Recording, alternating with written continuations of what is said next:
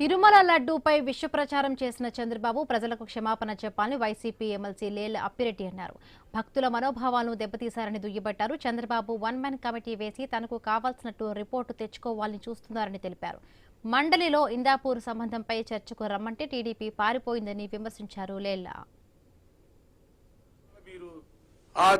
Supreme court చెప్పింది తిరుమల తిరుపతికి సంబంధించి సిట్టుని వేసి ఆ సిట్లో కూడా ఐపీఎస్ ఆఫీసర్ని సభ్యులుగా వేసి వాళ్ళు విచారించి రిపోర్ట్ ఇస్తే కోర్టుకి ఛార్జ్ షీట్ వేస్తే ఇవాళ మీరు ఆ ఛార్జ్ షీట్ లో వీళ్ళకి కావలసినటువంటి రీతిలో ఆ రిపోర్ట్ తయారు కాలేదనే భావంతోనే ఇవాళ ఏకసభ్య కమిషన్ ని మీరు వేశారు.